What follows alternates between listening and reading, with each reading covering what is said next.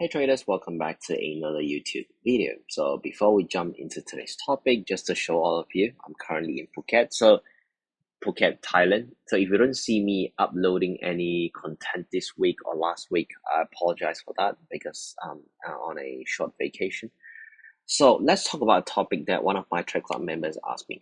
And in fact, a lot of you actually asked me this question as well. Hey Neil, how do I eliminate FOMO and overtrading behavior? Because that was the exact questions that one of my members asked me was, hey Nia, I know I shouldn't be doing a lot of things specifically on overtrading. I know I shouldn't take this trade, but I still take it. So hey, how can you be so disciplined to say, if I want to take this setup, if I'm looking for this scenario to happen today, I will sit on hands, I will not do anything until things meet my criteria. So this is such a big deal because if you don't know how to control yourself, if you don't know how to restrain yourself from taking substandard setup, then you are just a slave to the market. You are nothing but a pure gambler. I always say this, the distinct difference between a good trader and a struggling trader is one is trader, one is gambler. That's it. There's no such thing as, oh, you're in the middle. No. Either you are a trader or you're a gambler. So how do you define a trader or gambler? So let's go into this. So the first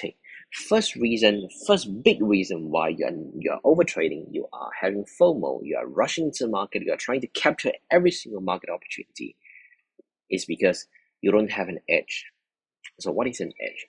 An edge is a specific trading style or system that allows you to be profitable not today but over the long term. How do you find your own edge? You have to do your own back testing.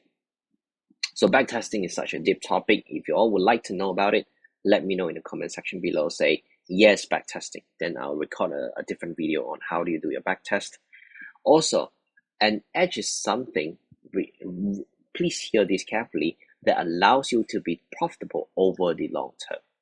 So a lot of traders, they have an edge. They actually have a good strategy in the market. But because it's not working in the short term, they tend to jump strategy. They tend to hop from ICT, SMC, price action, keep Bollinger Band, keep going around. But if you don't allow your edge to play out over a longer period of time, you will never have an edge. An edge is something that plays out in the long term, not 100 trades, maybe 1,000 trades, 10,000 trades. So please remember this. So from now on, if you want to have a proper edge in the market, stick to something for a long period of time. Have the mindset of refining your strategy. All right? Instead of changing the entire strategy, you need to be a problem solver. You need to be a specialist to improve the specific things that you feel like, hey, this strategy is working well. Maybe it can be as simple as break and retest. It's working very well, but on some specific market condition, you realize that it's not working that well. So how can you fine tune it? That is the task that you're required to do, right? Second big reason why you're overtrading is because you're trying to grab every single market opportunity. That's what we call greediness as well. So remember, we have so many pairs in the market, more than 50, more than 100 pairs. We have the major, we have the minor, we have the yens, we have the Swiss franc, we have the exotics. We even have African rand, all of these pairs. If you are looking to capture every single market opportunity, let me be honest with you, there are tens of thousands or hundreds of thousands of opportunity on the 4 hour, on the 1 hour, on the 5 minute, on the 1 minute. So which one are you going to capture?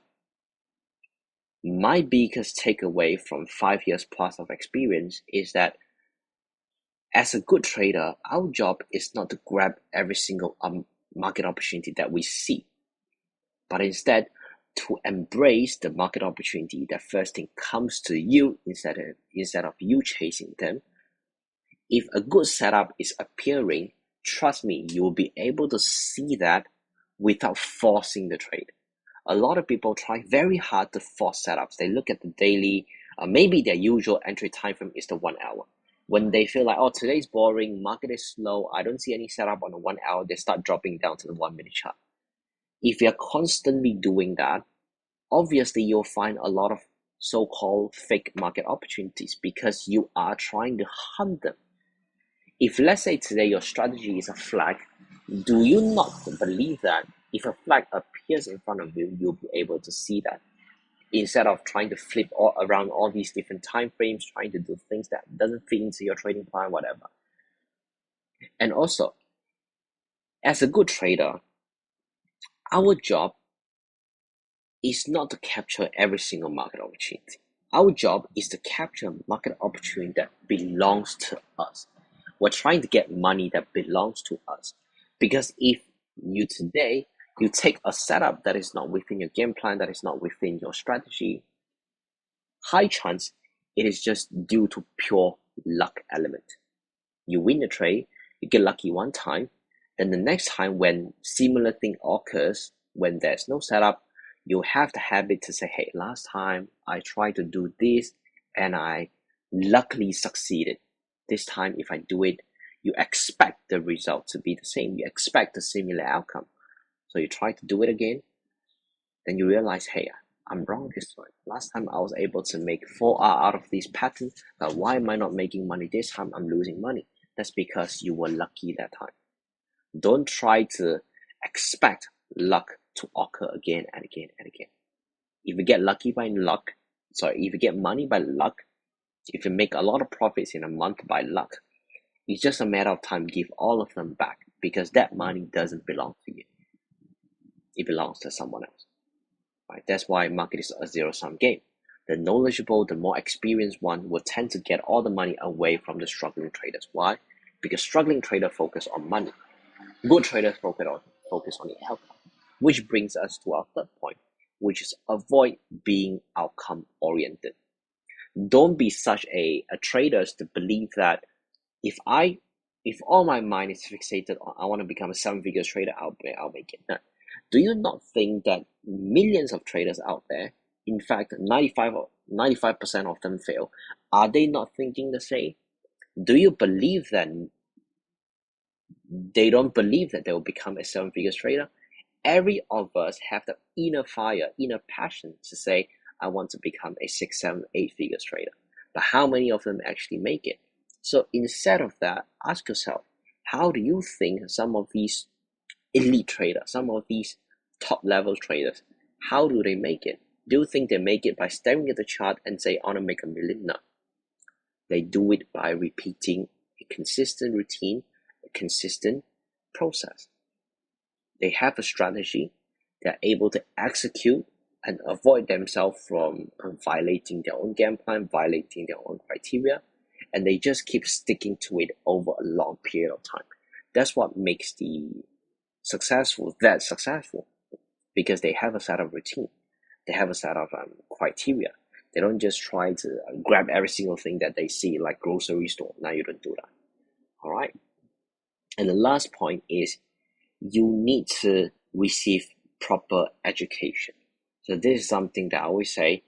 When I first started trading, there wasn't a lot of Forex course and there wasn't a lot of resources for me. And nowadays, more and more Forex gurus are jumping out to teach Forex. Some of them are legit, some of them are not. So it is your job to filter out who's good, who's bad, who's legit, who's fake, who's trading the demo, who's trading the live account. Because even the demo account can be faked into a live account nowadays. Trust me, MT4 can be manipulated as well. So I think finding a proper education is so important because it's the same thing as finding a mentor. When you find a proper community, when you find a proper mentor to follow, it saves you years of struggles, years of going through trials and errors to try out things that are just bad. When I first started trading, I tried out every single thing you can ever imagine. Stochastic, the iron side, the divergence, the Bollinger Band, the harmonic patterns, everything. I tried out everything to find out trading is nothing but a pure mental game. It's all about having that one good trade, then one good trade, then that one good trade. Just keep finding one trade at a time, one trade at a time. When you keep doing this over the long term, you have hundreds of thousands of that one good trade. All right, I want all of you to remember this, and this mindset sharing is particularly important for any of you who are struggling to make it as a trader. remember, you're not alone. It is just part of the process. If you're able to embrace this struggling process, if you're able to embrace this uncomfortable, someday you'll become a good trader. So remember, as a good trader, our pain tolerance have to be high. So if you want to make it as an elite trader, someone who managed 7 figures, 8 figures, please make sure you are not a gambler, right? Because remember what I just said, the distinct difference between a struggling trader and a successful trader is one is gambler, one is trader. So don't accidentally cross the line and go into becoming a gambler, because sometimes we really get caught off guard. We get a loss, then we continue taking it. We're being biased, we're being stubborn. That specific moment will turn us into a gambler. So the difference between a good trader and struggling trader is also just drawdown management. So remember, I can't cover all these topics into one video, but I hope all of you learned something new out of this, and I'll talk to you later. If you like the video, please don't forget to like, share, and subscribe. See you in the next video. Bye-bye.